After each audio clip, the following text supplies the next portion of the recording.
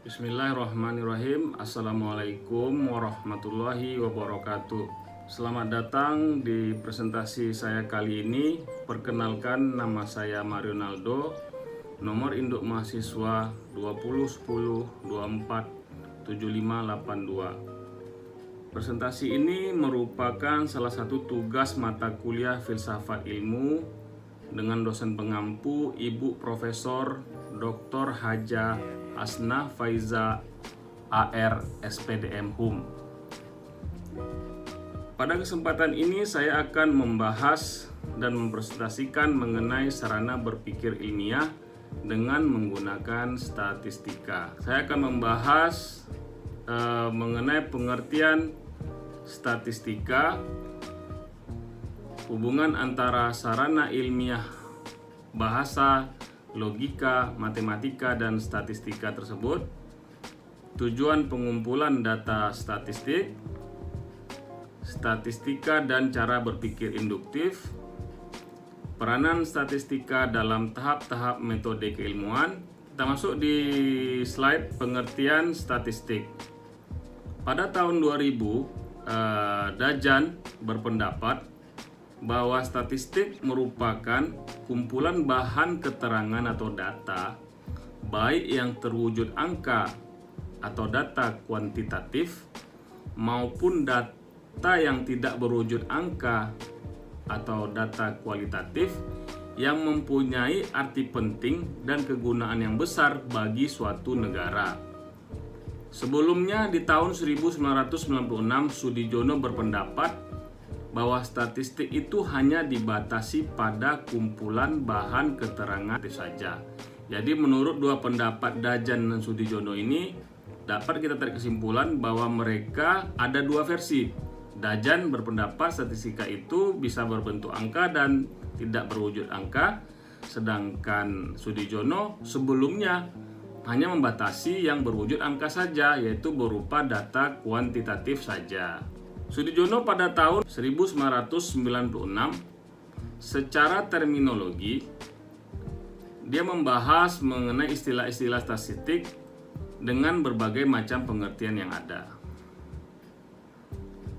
Data statistik adalah kumpulan bahan keterangan berupa angka atau bilangan. Kemudian dia membahas mengenai kegiatan statistik atau kegiatan perstatistikan atau kegiatan penstatistikan.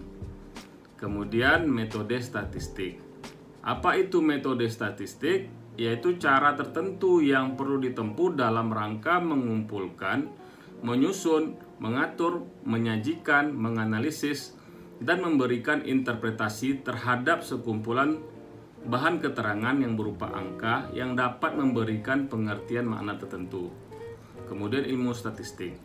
Ilmu statistik adalah ilmu pengetahuan yang mempelajari dan memperkembangkan secara ilmiah tahap-tahap yang ada dalam kegiatan statistik.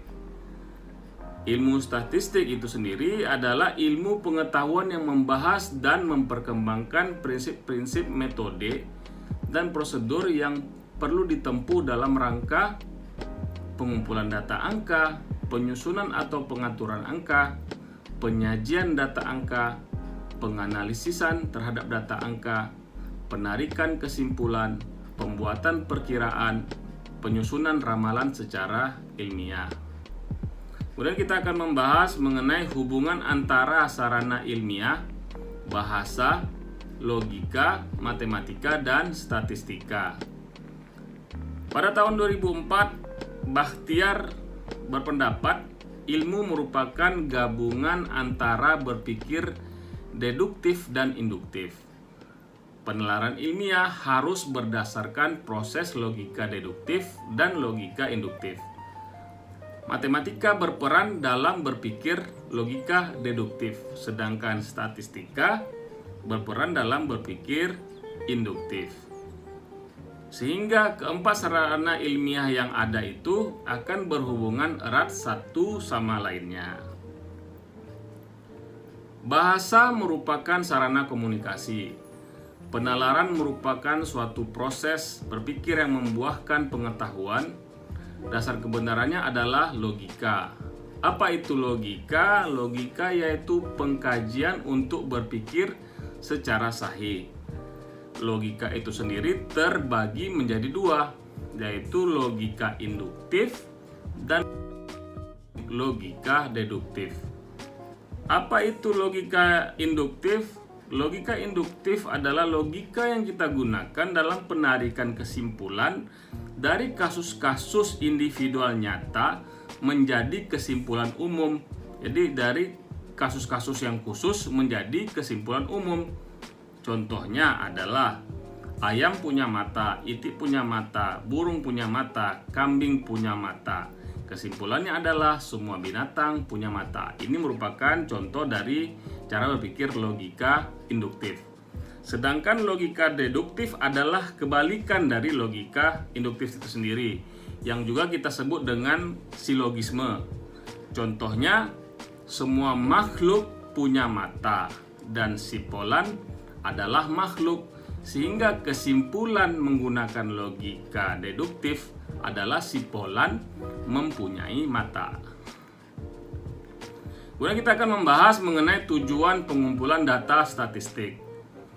Ada dua, yaitu tujuan kegiatan praktis dan tujuan kegiatan keilmuan.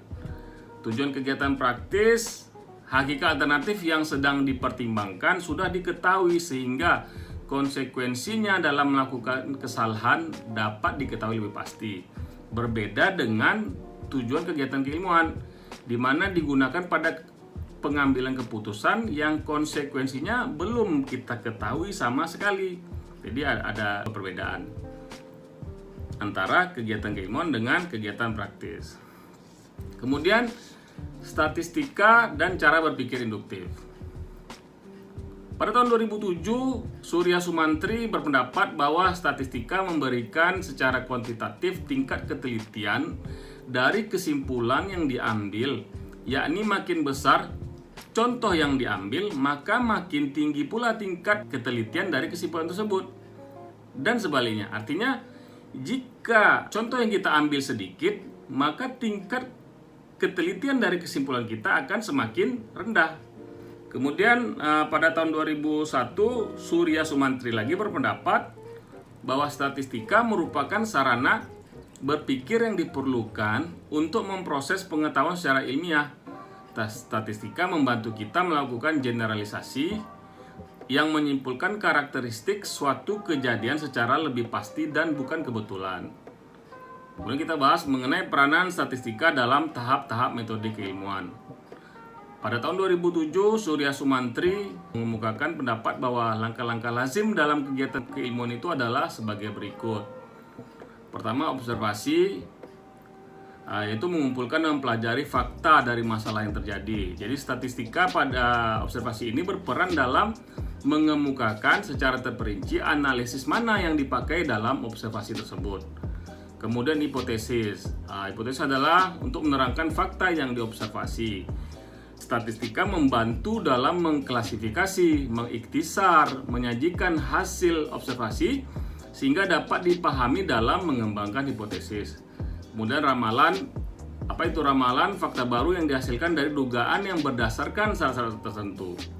Kemudian pengujian kebenaran, menguji kebenaran dari ramalan yang dikembangkan dari teori. Penerapan statistika itu telah dilakukan di berbagai bidang. Salah satunya adalah di bidang manajemen, di mana dilakukan statistika dalam pengambilan keputusan berupa penelitian produksi, kontrol kualitas, seleksi pegawai, dan lain sebagainya. Kemudian di bidang pemerintahan, dari dahulu pemerintah menggunakan statistika dalam data kependudukan, pajak, kekayaan, dan perdagangan luar negeri. Kemudian di bidang ilmu sosial, di mana statistika digunakan dalam survei besarnya penghasilan dan tabungan masyarakat, sikap masyarakat terhadap nuklir misalnya, dan juga pengaruh televisi terhadap masyarakat. Kemudian di bidang ahli purbakala menggunakan statistika dalam menggabungkan gambar dari pecahan periuk yang digali dalam tanah. Kemudian di bidang biologi, statistika digunakan dalam agronomi dan genetika. Demikian presentasi yang dapat saya sampaikan. Terima kasih atas perhatiannya. Sampai berjumpa kembali. Wabillahi taufiq wal hidayah. Wassalamualaikum warahmatullahi wabarakatuh.